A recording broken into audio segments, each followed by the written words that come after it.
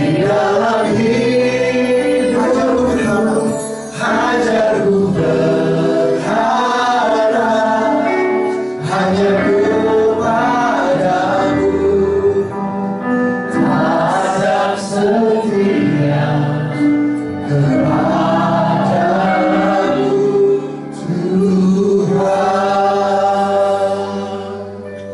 Bukti bahwa kami punya pengharapan di dalam Engkau Tuhan. Bukti bahwa kami berharap hanya kepadamu adalah dengan melalui kehidupan kami yang taat dan setia kepadamu Tuhan. Pagi hari ini Tuhan Yesus, kami mau kembali belajar untuk taat dan setia pada firman-Mu Tuhan. Firman yang hidup, firman yang kekal, firman yang ada sebelum dunia dijadikan, firman yang akan terus ada bahkan ketika langit dan bumi akan lenyap. Kami bersyukur karena firman-Mu Tuhan Yesus, firman yang mampu mengubahkan kehidupan kami, karena firman itu adalah Allah sendiri. Pada pagi hari ini berbicaralah bagi umat-Mu Tuhan. Sampaikan isi hati-Mu bagi orang-orang yang tercinta, orang-orang yang Kau kasih yang ada di tempat ini Bapak. Terlepas apapun keadaan kami pada hari ini, terlepas dari apapun yang sedang kami alami dalam kehidupan kami hari-hari ini, bahkan mungkin ada di antara kami sedang berada di titik nol Tuhan, sama seperti Ayub.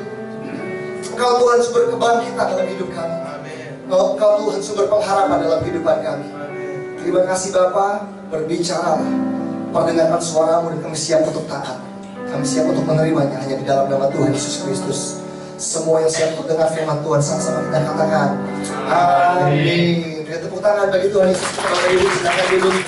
Shalom. Puji Tuhan, saya mengucap syukur untuk kesempatan yang indah pada pagi hari ini, meskipun cuacanya hujan, tapi kita bisa berkumpul bersama-sama di tempat ini. Pertama-tama izinkan saya mengucapkan Happy Anniversary yang ke-12 untuk Gia Kega. Puji Tuhan Bapak Ibu, selamat beri tepuk tangan untuk gereja yang luar biasa ini di bawah pimpinan hambanya Bapak Pendeta Yahya Mulyono dan Ibu, dan juga segenap tim kepemimpinan Bapak Ibu Majelis yang ada di tempat ini. Saya ucapkan selamat. Biar kiranya gereja ini dipakai oleh Tuhan lebih lagi untuk menjangkau jiwa-jiwa, untuk memperlengkapi jiwa-jiwa, dan untuk memutus jiwa-jiwa ke tengah-tengah dunia, untuk memenangkan jiwa-jiwa bagi Yesus. Haleluya. Wow. Pada pagi hari ini saya ingin menyampaikan sebuah pesan atau khotbah saya berjudul Pisau Operasi Tuhan. Nanti di ibadah yang sore saya akan berbicara mengenai mengubah goncangan menjadi terobosan. Tapi pagi hari ini mari kita belajar sesuatu yang saya sebut sebagai pisau operasi Tuhan. Bapak Ibu saudara terkasih, ada banyak orang Kristen berpikir begini, karena Tuhan mengasihi saya, tidak mungkin Tuhan menyakiti saya.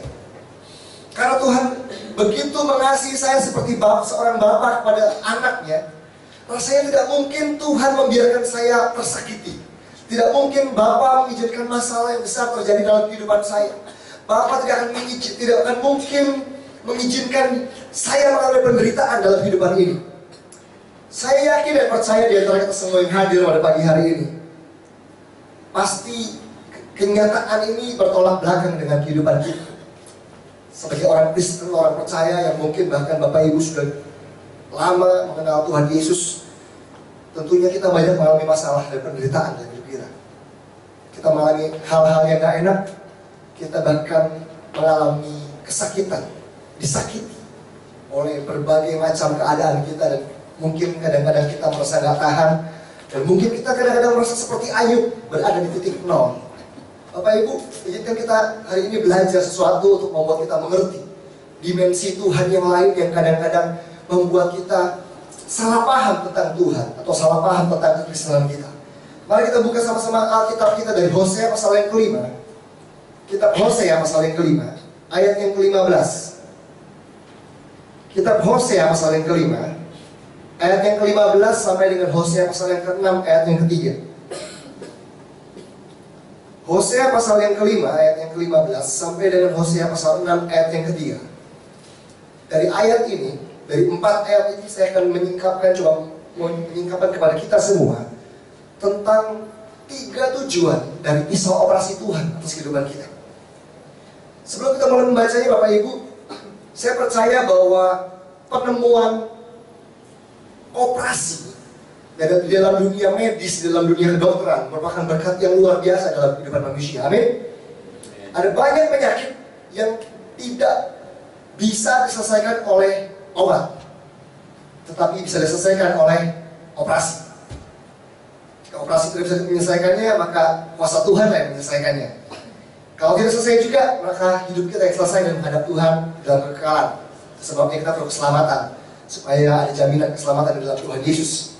Tapi apa yang saya percaya bahwa pisau operasi telah menjadi satu berkat yang luar biasa dalam kehidupan manusia, baik kita sebagai orang Kristen maupun yang tidak. Mungkin ada di antara Bapak Ibu yang pernah dioperasi apapun, entah tumor, entah kanker, entah usus buntu dan sebagainya. Saya secara pribadi belum pernah dioperasi, Bapak Ibu. Puji Tuhan. Tidak berarti saya lebih rohani dari Bapak Ibu yang hadir, tentunya enggak. Tetapi istri saya pernah dioperasi sekali. Yaitu tahun yang lalu, tanggal 7 Februari ketika anak saya harus lahir.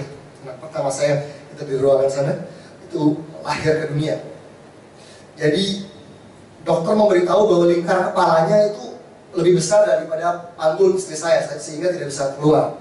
Jadi harus operasi sesar, salah satu jalan yang terbaik untuk bayinya bisa keluar. Ketika istri saya dioperasi, Bapak Ibu, istri saya dilukai, betul?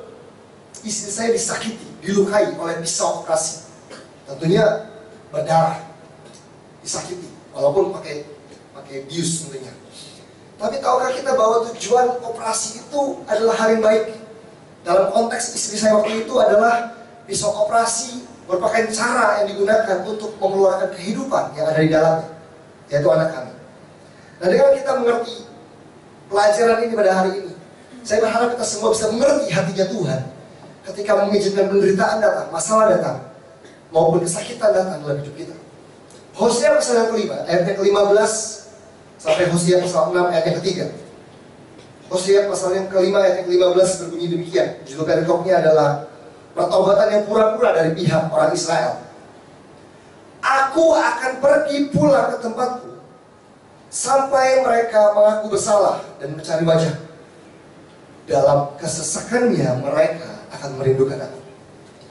Kalau kita perhatikan Bapak Ibu, Tuhan bicara begini, aku akan pergi pulang ke tempatku sampai mereka mengaku bersalah. Kalau saya boleh menggunakan kalimat yang lain untuk menjelaskan ayat ini, kira-kira begini. Ada kalanya di mana Tuhan sengaja menahan aktivitasnya atas hidup kita. Ada kalanya di mana Tuhan mengizinkan dirinya untuk berhenti berkarya. Walaupun Tuhan adalah Tuhan yang selalu berkarya secara penuh, secara nyata, secara ajaib dalam hidup kita. Tapi ada kalanya Tuhan memutuskan untuk berhenti berkarya atau menahan aktivitasnya sampai kita menyadari keadaan kita. Sampai kita mengaku bersalah. Orang yang tidak menyadari keadaannya tidak akan mengaku bersalah. Alkitab katakan, aku akan pergi pulang ke tempatku, kata Tuhan. Ada saatnya Tuhan mungkin berhenti beraktivitas, berhenti berkarya, berhenti bekerja secara penuh dalam hidup kita. Terpaksa Tuhan harus berhenti memberkati kita dalam sebuah momen hanya untuk kita menyadari keadaan kita dan kita mengaku bersalah. Bapak Ibu saudara terkasih, terkadang sulit buat kita untuk mengakui keadaan kita. Terkadang malu bagi kita untuk mengakui keadaan kita, bahwa kita sebagai suami perlu berubah, bahwa kita sebagai ayah perlu berubah, bahwa kita sebagai istri atau sebagai ibu kita perlu berubah, bahwa sebagai hamba Tuhan, sebagai pelayan Tuhan kita perlu berubah. Sampai ada keadaan-keadaan rasa sakit, masalah yang besar terjadi, kita tahu, saya perlu mengubah cara saya menggunakan uang. Saya perlu mengubah cara saya mendidik anak. Saya perlu mengubah cara saya menjalankan bisnis. Saya perlu mengubah kehidupan doa saya. Saya perlu mengubah cara saya melayani Tuhan. Karena ada kalanya kita mengalami jalan buntu, masalah yang besar yang membuat kita menyadari keadaan kita dan mengaku bersalah. Ada seorang wanita yang bilang sama saya, Pak, saya nggak menuntut banyak dari suami saya. Saya tidak minta liburan ke London seperti Syahrini, enggak. Saya nggak minta handphone paling mahal yang baru keluar, yang ada di Indonesia. Saya tidak minta dibelikan mobil paling mahal, paling mewah yang ada di Indonesia atau di Jakarta ini. Enggak, saya nggak minta itu. Saya cuma minta sama suami saya, ya kalau salah ya ngaku salah gitu. Ada istri-istri yang bilang yang paling sukar dalam kehidupan pernikahan kami adalah mendapati pasangan mengaku salah. Itu lebih sukar daripada apapun, daripada mendapatkan pria tampan menjadi pasangan saya, seorang wanita. Bapak Ibu Saudara terkasih, Tuhan adalah Tuhan yang bekerja dalam hidup kita untuk membantu kita menyadari keadaan kita sampai kita mengaku bersalah. Tentunya kita sebagai orang Kristen yang tertanam dalam sebuah gereja tahu bahwa dalam banyak hal kita membutuhkan berkat Tuhan yang seringkali diberikan melalui hamba Tuhan atau melalui pendeta. Jemaat datang ke pendeta minta diberkati pernikahannya. Jemaat datang ke pendeta minta diberkati perusahaannya. Kadang-kadang ada orang-orang datang kepada saya, Pak, boleh nggak berkati perusahaan yang baru dibuat dan supaya berkat Tuhan ada pada perusahaan kami. Oh, boleh tentunya. Ada yang mau menikah minta diberkati pernikahannya, atau ada jemaat yang baru punya bayi mau menyerahkan anak, kita berkati anak tersebut diserahkan kepada Tuhan. Nah, Bapak Ibu, seringkali yang terjadi adalah begini, kita memulainya dengan berkat Tuhan, kita memulainya dengan menyerahkannya kepada Tuhan melalui pendeta, melalui gembala kita, didoakan. Tapi kita tidak menjalaninya dengan prinsip firman Tuhan. Itu sebabnya di dalam kitab 1 Samuel ada sebuah kata yang penting yang harus kita cermati, yaitu kata ikabod. Bapak Ibu tahu kan bahwa kata ikabod ini kata yang mengerikan? Kata ikabod itu artinya begini, kemuliaan Tuhan lenyap dari Israel. Kemuliaan Tuhan lenyap dari umat Tuhan. Nah, kalau kita datang kepada hamba Tuhan minta diberkati pernikahan kita, sadarkah kita bahwa berkat Tuhan dalam pernikahan kita tidak datang karena akte nikah? Amin. Bukan karena kita punya akte nikah sah dari Bapak Pendeta, Bapak Gembala Yahya Mulyono dari GIA KIGA, lalu pernikahan kita dijamin diberkati, Bapak Ibu. Enggak. Yang membuat pernikahan kita diberkati adalah karena kita berjalan atau menjalankan pernikahan tersebut sesuai dengan firman Tuhan. Amin. Perusahaan kita walaupun diberkati oleh hamba Tuhan, kalau kita akhirnya menjalaninya dengan penuh kecurangan, ketidakjujuran, maka yang terjadi adalah kemuliaan Tuhan bisa undur, bisa lenyap dari perusahaan kita. Anak-anak kita diserahkan kepada Tuhan, itu bagus, itu harus kita lakukan sebagai orang tua. Tetapi bukan berarti kita bisa seenaknya mendidik anak-anak kita. Berkat Tuhan dalam kehidupan anak-anak kita tidak datang karena akte penyerahan anak, tapi datang karena kita mengajar anak kita untuk hidup seturut firman Tuhan. Saya adalah lulusan sekolah teologi ya Bapak Ibu, punya gelar sarjana teologi. Jadi ketika pertama kali saya lulus, saya diwisuda, saya mendapatkan gelar resmi sebagai sarjana teologi. Saya percaya bahwa pengurapan dalam diri saya tidak datang karena sertifikat sarjana teologi saya. Waktu saya ditahbiskan menjadi pendeta penuh, saya pun juga yakin bahwa pengurapan Tuhan, berkat Tuhan dalam pelayanan saya tidak datang karena akte pendetaan saya, tapi datang karena ketaatan saya dan kesetiaan saya hidup sesuai dengan firman Tuhan. Nah, apa tujuan Tuhan membuat kita sadar akan keadaan kita sampai kita berani mengaku bersalah menyadari keadaan kita? Adalah supaya apa? Dikatakan firman Tuhan, dan mencari wajah. Kata mencari wajahmu itu berarti kita mencari kehendak Tuhan, Bapak Ibu. Nah, izinkan saya mengatakan ini. Tujuan yang pertama dari pisau operasi Tuhan adalah supaya kita menemukan kehendak Tuhan dalam hidup kita. Supaya kita menemukan kehendak Allah, apa yang Tuhan mau dalam kehidupan kita. Tapi kita akan sukar untuk menemukan kehendak Tuhan kalau kita tidak menyadari keadaan kita. Kalau kita tidak bisa melihat bahwa apa yang kita buat tidak sesuai dengan apa yang Tuhan mau. Karena itu perlu buat kita menyadari keadaan kita. Seringkali kita nyanyi lagu ini kan, aku anak raja, engkau anak raja, kita semua anak raja. Betul, kita semua anak raja. Tapi bukan berarti karena kita anak raja kita boleh hidup seenaknya, Bapak Ibu. Betul gak? Bukan berarti kita boleh makan seenaknya.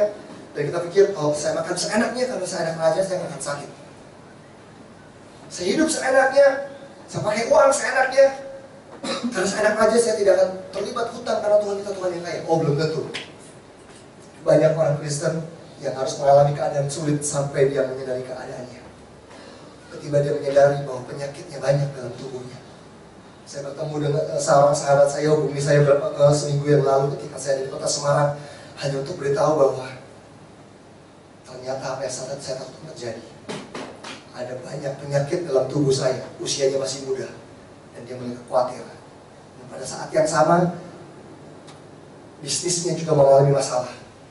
Dua hal itu cukup untuk membawa dia mulai membuka matanya dan melihat keadaannya, dan dia mulai mencari Tuhan. Bapak Ibu Saudara terkasih, bagian berikutnya dari ayat yang ke-15 mengatakan demikian. Dalam kesesakannya mereka akan merindukan Aku. Dalam kesesakannya mereka akan merindukan Aku. Bapak Ibu Saudara terkasih, banyak orang Kristen ketika masih punya kasih mula-mula, mereka akan menyembah dengan sungguh-sungguh. Kelihatan ya, kalau orang punya kasih mula-mula, yang lain nyembahnya santai-santai, dia nyembahnya ekstrim. Wah, dia angkat tangan ekstrim. Dia nyanyi walaupun suaranya fals, mengganggu sekelilingnya, tapi dia akan memberi yang terbaik bagi sang raja. Walaupun mainnya di nada F bajunya, dia nyanyi di nada B. Udah gak nyambung, tapi bagi dia yang penting hatiku bagi Tuhan, hatiku bagi sang raja. Pujian penyembahan belum dinaikkan nih, baru pemain keyboard baru tekan tuts, udah nangis. Wah, udah rasakan hadirat Tuhan. Itu waktu kasih mula-mula. Tapi ada banyak orang Kristen yang sudah mulai dingin sama Tuhan. Dulu 2-3 lagu nangis, sekarang 2-3 album gak nangis. Gak ada rasanya, mati rasa. Dulu nyanyi di saat badai, wah, Yesus. Sekarang mau nyanyi apapun, di saat ku tak berdaya, biasanya garuk-garuk gitu ya, biasa aja. Nah kadang-kadang untuk yang modal begini, Tuhan perlu datangkan kesesakan supaya kembali kerinduan akan Tuhan itu muncul. Karena dalam kesesakannya, engkau akan merindukan Aku, kata Tuhan. Ternyata cara Tuhan membangkitkan kerinduan adalah mendatangkan masalah sampai sesak, Bapak Ibu, sampai nggak bisa nafas rasanya, kira-kira begitu. Jadi kalau kita hari ini punya rasa lapar dan haus akan Tuhan, itu bagus. Karena kalau rasa lapar dan haus itu hilang, jangan-jangan cara membangkitkannya. Kalau misalkan komsel tidak mampu membangkitkan rasa lapar dan haus, kalau ibadah minggu tidak mampu membangkitkan rasa lapar dan haus kita akan Tuhan, kalau konseling sekalipun tidak mampu membangkitkan rasa lapar dan haus kita akan Tuhan, Tuhan kirim kesesakan untuk membangkitkan kembali rasa lapar dan haus akan Dia. Kadang-kadang saya pernah ketemu satu orang yang saya bilang, satu ibu yang saya bilang, Bu, baca firman Tuhan setiap hari, Bu. Aduh Pak, mana sempat, dari terbitnya matahari sampai terbenamnya, urus rumah, suami, anak. Waduh, lebih sibuk dari presiden. Ibu rumah tangga tuh luar biasa ya Bapak Ibu. Bisa minum anak sampai masak. Waduh, ada angkat telepon. Waduh, itu multi talent. Dia bilang gak sempat baca firman Tuhan. Saya bilang, Bu, baca buku rohani. Aduh, gak sempat Pak. Jangan baca buku rohani. Baca Alkitab aja gak sempat, gimana lagi baca buku rohani. Tiba-tiba ngalamin badai. Yeah! Suami selingkuh. Buku rohani 3 hari tamat. Haleluya Bapak Ibu. Enggak? Buku rohani langsung tamat dalam 3 hari. Dulu satu bab aja gak habis 1 hari. Karena kesesakan, rasa lapar dan haus akan Tuhan itu muncul. Kadang Tuhan memang datangkan pisau operasi supaya kita mulai bisa menemukan kehendak Tuhan dalam hidup kita. Perlu dipaksa, ada kutip. Tapi kalau boleh Bapak Ibu, kalau boleh untuk yang case yang kayak begini, jangan keburu dioperasi. Kalau bisa diobatin aja udah sembuh. Saya punya teman yang dulu sakit apa gitu, dokter bilang buktinya coba 2, dikasih obat dulu. Kalau obat nggak sembuh dioperasi. Nah kalau boleh, Tuhan tegur kita dengan teguran yang lembut, kita udah berbalik. Jangan sampai perlu dioperasi, berdarah-darah, diseret sama Tuhan hanya supaya kita sembuh dan pulih. Jangan sampai seperti itu, Bapak Ibu.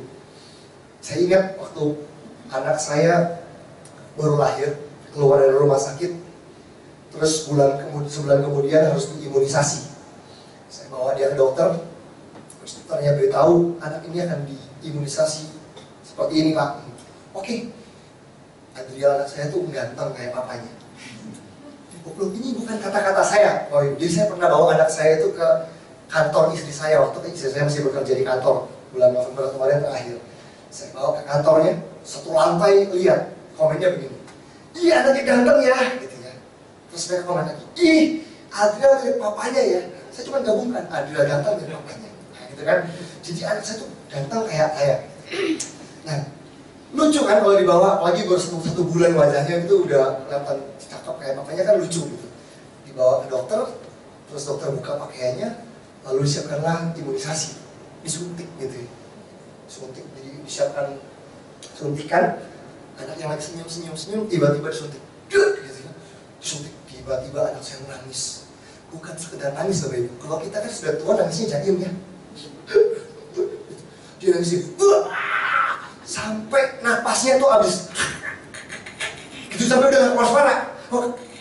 Gitu, tuh kecot sampai mukanya biru. Waduh, saya tuh sebagai bapak yang sayang anaknya, itu hati saya renyuh. Tapi nggak mungkin dong, saya bilang begini sama dokternya, kenapa berhenti? Jangan coba sakiti anak saya. Mungkin nggak saya buat itu ketika anak saya diimunisasi. Kenapa? Karena walaupun anak saya sedang disakiti melalui alat suntik tersebut, vaksinasi, imunisasi sedang menyakiti anak saya, tujuannya adalah untuk membangun kekebalan tubuh atas penyakit tertentu tentunya dalam kehidupan anak saya, bayi saya. Tahukah Bapak Ibu, ketika Tuhan mengizinkan kesakitan datang dalam diri kita mengalami pisau operasi Tuhan, tahukah kita bahwa seperti vaksinasi tersebut atau seperti imunisasi tersebut, sebetulnya mungkin Tuhan sedang membangun kekuatan rohani dalam diri kita. Sakit rasanya, tapi sebetulnya Tuhan sedang membangun kekuatan rohani. Buat yang muda-muda, mungkin ada saatnya kita diputusin pacar gitu kan. Ada yang diselingkuhin pacarnya, diduain, ditigain dan sebagainya. Kalau kita izinkan Tuhan berkarya, Tuhan sedang membangun kekuatan rohani dalam diri kita.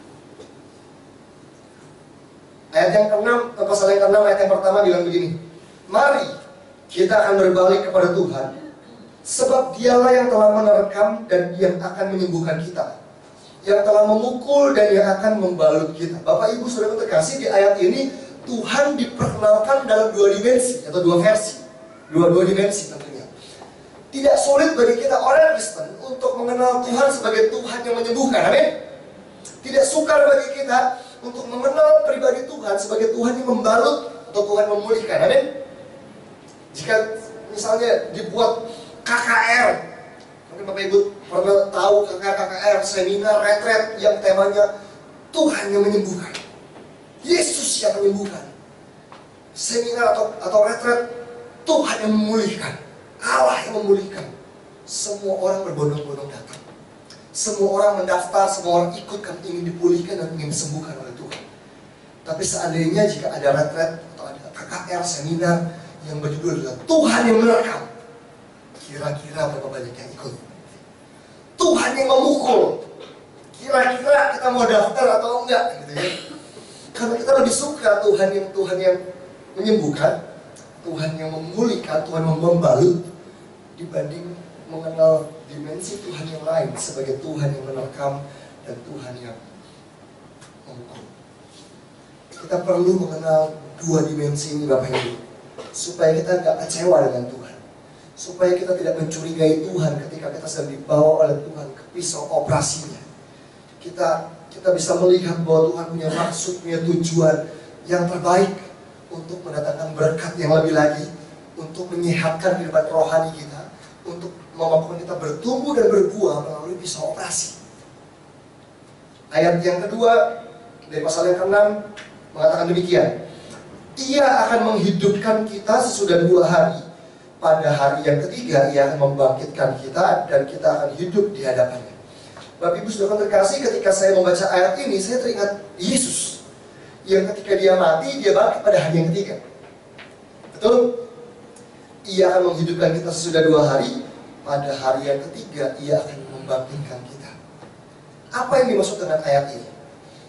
Saya ingin katakan ini, poin yang kedua dari tujuan dari pisau operasi Tuhan. Tujuan dari pisau operasi Tuhan yang kedua ialah agar kita mengalami kebangunan rohani setelah kita menyelesaikan prosesnya Tuhan dengan benar. Tujuan yang kedua dari pisau operasi Tuhan datang ke hidup kita adalah agar kita mengalami kebangunan rohani di dalam diri kita setelah kita menyelesaikan proses dengan benar. Dikatakan ia akan menghidupkan kita, dia akan membangkitkan kita. Itu yang firman Tuhan katakan. Dia akan menghidupkan kita, dia akan membangkitkan kita. Ada banyak orang Kristen yang mungkin rohnya tertidur, Bapak Ibu. Perlu kebangunan rohani, perlu kebangkitan rohani. Saya percaya bahwa dalam banyak kasus, dalam banyak peristiwa, kebangunan rohani terjadi karena doa. Tapi saya juga percaya bahwa kebangunan rohani tidak hanya terjadi karena doa saja. Doa saja. Kebangunan rohani juga datang ketika kita mengalami pisau operasinya Tuhan dan kita menyelesaikan proses tersebut dengan benar. Tujuan orang dioperasi, Bapak Ibu, supaya setelah selesai operasi bisa bangkit kembali, bisa bangun lagi, betul kan? Tujuannya dioperasi kan bukan supaya habis dioperasi ya deh, ya tidur di situ selama-lamanya deh, tempat tidur. Enggak, tentunya tentang operasi apapun tujuannya adalah supaya setelah dioperasi orang tersebut lebih sehat, dia bisa bangkit kembali. Dikatakan Tuhan katakan ia akan menghidupkan. Bapak Ibu, tahukah kita bahwa artinya menghidupkan itu, hidup itu artinya bukan sekedar ada, sekedar hidup. Handphone ini dikatakan hidup jika handphone ini bisa berfungsi. Dipakai untuk telepon, dipakai untuk SMS, untuk chatting, untuk foto dan sebagainya.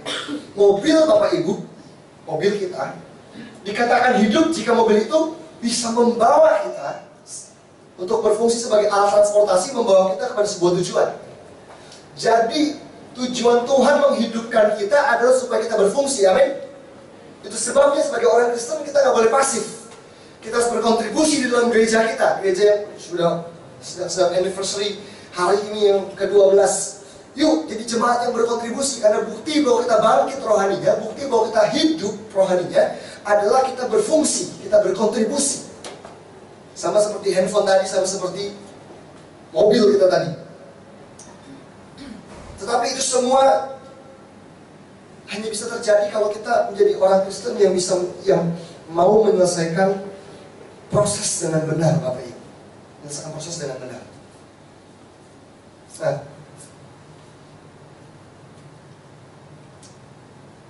waktu saya belum melayani Tuhan, waktu saya belum mengembalakan, belum merintis gereja, saya pernah menjadi guru sekolah minggu di salah satu gereja besar di Jakarta. Satu kali, karena saya diminta menjadi pemimpin dari koordinator dari kelas pagi dari sekolah minggu tersebut. Satu kali kami mau mulai kelas di ruangan sekolah minggu yang ada karpetnya. Terus kita mulai, yuk kita mulai, kita kumpulkan anak-anaknya untuk memulai ibadah sekolah minggu.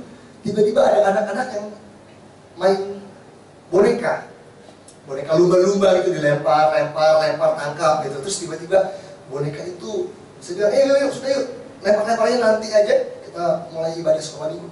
Tapi ada yang lempar boneka tersebut dan mengarah ke pitcher susu. Ada suatu susu coklat yang kita siapkan supaya anak-anak suka minum susu setelah pelajaran. Satu pitcher itu ketabrak boneka dan itu jatuh tumbang di karpet. Satu pitcher, Bapak Ibu, bukan satu gelas, jadi satu pitcher itu jatuh. Waduh, kita mau mulai. Aduh, kita panik dong. Kita mau mulai gimana nih? Saya lari ke depan, saya menemukan ada office boy di office boy gereja. Office boy itu baru pertama kali, hari itu baru pertama kali kerja di gereja. Hari itu baru pertama kali. Saya panggil, Mas, office boy baru ya? boleh minta tolong nggak bersihkan susu yang tumpah itu karena kami mau mulai ibadah sekolah minggu. Oh iya. Terus dia bersihkan, saya udah nggak memperhatikan lagi. Ayo ngumpul, atau mulai nyanyi, mulai nyembah Tuhan, mulai ngajar dan sebagainya. Hari Selasanya, itu kan hari Minggu, hari Selasanya koordinator yang senior yang mengapalai seluruh sekolah minggu telepon ke saya siang-siang. Ini ada kejadian sepertinya ada susu yang tumpah di kelas sekolah minggu dan hari ini baunya luar biasa. Baunya seperti muntah, dibilang gitu. Pemimpin kita, gembala kita terkejut, ya mungkin juga marah karena ketika dia datang satu kelas pertemuan di ruangan tersebut tentunya nggak bisa berjalan dengan baik karena baunya luar biasa. Terus tanya, ini terjadi kemarin sama siapa ya? Kelasnya siapa ya? Waduh, dek. Aku deh saya, ya, kelas saya. Langsung wajah nada bicara udah mulai berubah. Hari Minggu meeting ya. Waduh, Selasa, Rabu, Kamis, Jumat, Sabtu, Minggu. Selesai ngajar sekolah minggu, ada break setelah ibadah kedua. Seluruh guru sekolah minggu, 30 guru dikumpulin semua. Guru asisten pemusik sekolah minggu ngumpul semua. Langsung kita semua disidang, gitu ya. Ini terjadi di kelas siapa? Saya ngaku, saya angkat tangan. Waktu saya ngaku angkat tangan, itu nggak mudah Bapak Ibu. Karena daging saya kepengennya nyalahin office boy, gitu kan. Doa itu sudah percayakan untuk bersihin. Tapi hari itu saya coba belajar, pemimpin itu harus berani bertanggung jawab. Itu kelas saya yang bertanggung jawab untuk memastikan itu dibersihkan dengan baik. Saya mengaku saya salah. Tim saya nunduk semua. Tapi yang menarik adalah begini, gara-gara kasus susu tumpah yang terjadi minggu sebelumnya, semua kasus yang lain terbongkar. Jadi ada yang naruh telur Paskah lupa diberesin, bau busuk, diungkir, gitu ya. Ada anak-anak kecil tuh suka main apa itu, Beyblade atau apa gitu, jadi gitu ya. Di ruang sekolah minggu tau mantul karena ada pintu yang ada kacanya gitu, gitu ya. Terus segala macam, jadi kekacauan di sekolah minggu itu terbongkar semua dimarahin. Dan saya lihat itu kira-kira 20 lebih 20 lebih pasang mata itu melihat saya, kayaknya saya mau diterkam jarang-jarangnya sama guru sekolah minggu. Kayaknya mereka dalam hati itu kalau ada bubble di kemana-mana, ini gara-gara lu nih, gitu. Kita sembunyi segala. Saya tunduk, saya minta maaf. Kayaknya itu menjadi satu pukulan hebat, kegagalan hebat dalam pelayanan saya waktu itu. Dan setelah itu disidang, saya minta maaf, itu dibahas supaya kedepannya nggak terjadi lagi. Saya pikir selesai, enggak selesai. Sering sekali khotbah itu diarahkan untuk dengan tema setia dan bertanggung jawab. Setia dan bertanggung jawab mulai dikhotbah dalam gereja. Beberapa mata pengerja yang tahu kasus tersebut agak lirik-lirik ke saya dengan ekor matanya. Ini nih dia yang dimaksudkan pendeta kita. Ini dia nih. Aduh, Bapak Ibu, kalau saya boleh jujur, kira-kira 6 bulan lamanya saya terintimidasi dan berulang kali ingin mundur dari pelayanan dan keluar dari gereja. Selama 6 bulan itu saya mikir ada nggak gereja yang lain yang kira-kira bisa menjadi tempat. Kalau gereja yang baru pastinya saya punya track record baru. Nggak ada, case yang kemarin sudah ditutup pasti nggak ada yang tahu. Tapi di sini, aduh semua mata tiap kali ada isu khotbah tema yang menyinggung setia dan bertanggung jawab. Iblis tembak kepala saya loh. Iblis tembakan pada api itu. Lu kan, kamu kan, yang dimaksud tuh kamu. Tapi iblis itu jahat. Dia pendakwa, betul-betul pendakwa. Saya ingat ada satu kali ada retret guru-guru sekolah minggu. Undang pembicara dari luar negeri, dari Amerika untuk memperlengkapi kita. Hari pertama tiba tuh kira-kira jam 11, jam 12 tuh tiba di tempat retret. Kan ada acara, ada games, ada beberapa sesi di awal. Sore harinya jam 4 saya nangis sama Tuhan. Tuhan, saya mau pulang. Tuhan, kalau boleh jujur saya nggak tahan, saya mau pulang. Saya ada di retret itu bersama guru-guru sekolah minggu yang lain. Kembali tema sesi 1 adalah setia dan bertanggung jawab. Setelah 6 bulan ini nggak bisa move on juga nih kalau kata anak muda nih. Suara saya itu betul-betul, dan ketika tema itu dibawakan, saya lihat itu ada leader-leader saya yang duduknya berhadapan. Kursi meja itu bentuk U gitu. Dan saya apesnya saya duduknya di hadapan 3 pemimpin saya setia dan bertanggung jawab. Mereka melihat saya, aduh, itu iblis tuh sayap-sayap hati saya. Itu kayak pisau operasi. Dan saya waktu mandi sore saya bilang, Tuhan saya mau pulang. Kalau saya bisa pulang, saya mau pulang dari tempat sini. Saya mau bilang saya quit, saya nyerah dari pelayanan ini, saya berniat, saya mundur. Itu ada di hati saya. Karena saya ingat Tuhan bilang begini, aku belum selesai dengan kamu. Aku belum selesai dengan kamu. Hari itu saya menyadari, saya sedang dioperasi sama Tuhan. Supaya semua kesombongan, rasa bersalah, semua hal yang perlu Tuhan keluarkan. Tuhan mau saya setia. Tuhan mau saya setia. Dan di akhir pelayanan saya setelah beberapa tahun kemudian, saya mundur dari pelayanan tersebut, pamit baik-baik karena saya menerima panggilan untuk merintis gereja, untuk terjun ke pelayanan perintisan. Saya pamit baik-baik. Puji Tuhan, di pertemuan perpisahan, kasus susu tumpah sudah dilupakan. Semua orang lupa. Yang mereka ingat adalah bagaimana saya berkarya di dalam pelayanan tersebut, berkontribusi dan membawa perubahan bagi pelayanan tersebut. Bapak Ibu saudara terkasih, Tuhan mau kita mengalami kebangunan rohani. Tapi kebangunan rohani terjadi waktu kita menyelesaikan proses kita dengan benar di hadapan Tuhan. Yang ketiga bilang begini. Ayat yang ketiga bilang begini. Marilah kita mengenal dan berusaha sungguh-sungguh mengenal Tuhan. Ia pasti muncul seperti fajar. Ia akan datang kepada kita seperti hujan pada akhir musim yang mengairi bumi. Bapak Ibu saudara terkasih, dikatakan marilah kita mengenal dan berusaha sungguh-sungguh mengenal Tuhan. Tujuan ketiga dari pisau operasi Tuhan adalah supaya kita mengenal Tuhan lebih lagi. Dan dari pengenalan tersebut, kita mengalami berkat Tuhan. Dikatakan di sini, ia akan muncul seperti fajar dan ia akan datang kepada kita seperti hujan. Fajar dan hujan itu, fajar itu kan matahari Bapak Ibu ya. Dan hujan itu kan dua hal yang bertolak belakang. Kalau orang lagi habis jemur pakaian kan yang diharapkan kan fajar kan, matahari yang panas terik, supaya jemurannya kering. Tapi buat orang yang menanam, orang ingin hujan awal, hujan akhir itu menandakan berkat Tuhan yang membuat benih yang ditabur itu tumbuh. Tapi dikatakan bahwa berkat Tuhan ini akan datang dalam hidup kita dengan segala variasinya. Variasi itu antara fajar, hujan, dulunya jadi berkat dalam hidup kita. Itu hanya terjadi kalau kita kenal Tuhan. Kalau kita mengenal Tuhan sungguh-sungguh, masalah, berkat, promosi, ataupun bukan, ataupun tidak, itu jadi berkat dalam hidup kita kalau kita mengenal Tuhan Bapak Ibu. Tapi untuk mengenal Tuhan, kita harus berusaha sungguh-sungguh. Berusaha sungguh-sungguh. Anak-anak muda atau mungkin Bapak Ibu yang dulu pacaran nih, kan pasti sebelum kan pacaran dulu ya. Kan tahu dong, ada yang namanya PDKT dong, pendekatan. Kalau zaman sekarang anak muda tinggal lihat Facebook tuh. Lihat buka Instagram, buka Twitter, ingin tahu nih biodatanya, ingin tahu sekolahnya di mana, ingin tahu latar belakang seperti apa, buka sosial media. Lu kalau zamannya Bapak Ibu saya yakin, kalau mau PDKT zaman dulu nggak ada Facebook, bahkan nggak ada handphone. Jadi harus lebih berusaha sungguh-sungguh untuk bisa mengenal seseorang yang mau dinikahi, supaya nggak nyesel, gitu kan? Datang ke rumahnya, kenalan, gitu ya, nanya-nanya dan sebagainya. Lebih berusaha sungguh-sungguh dibanding anak-anak muda sekarang yang pakai Facebook, pakai Instagram, pakai pet dan sebagainya, pakai sosial media untuk mengenal pasangan. Untuk kenal Tuhan sungguh-sungguh, Bapak Ibu, kita perlu berusaha sungguh-sungguh. Untuk mengenal Tuhan lebih dalam lagi, perlu berusaha sungguh-sungguh. Perlu berusaha sungguh-sungguh.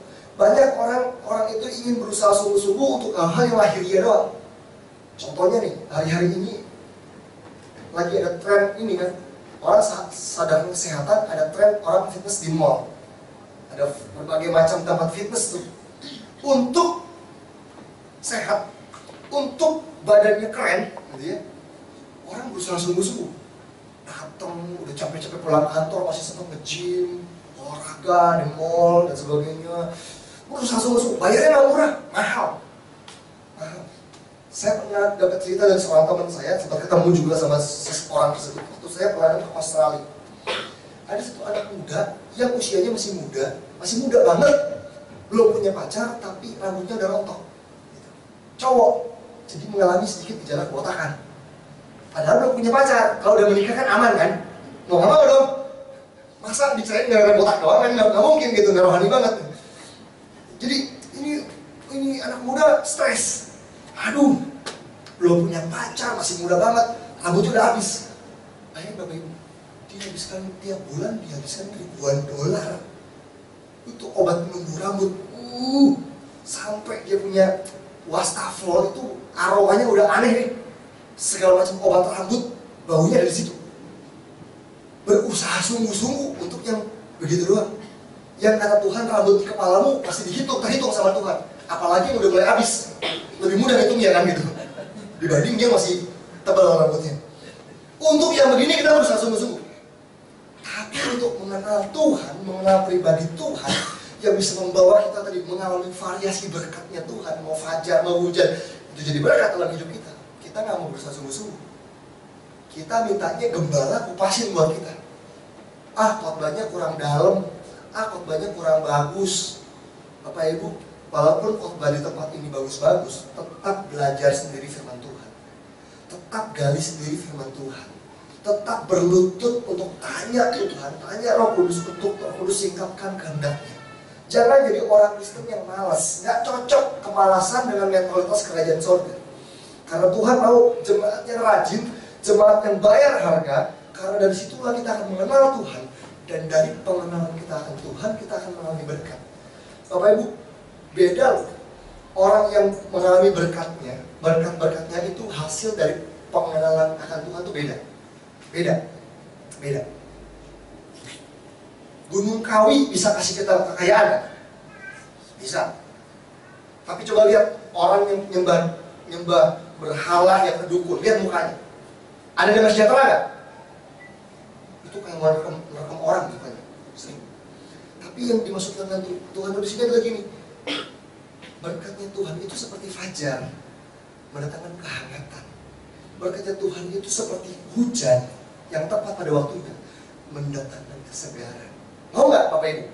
Diberkati plus menikmati dalam kesegaran.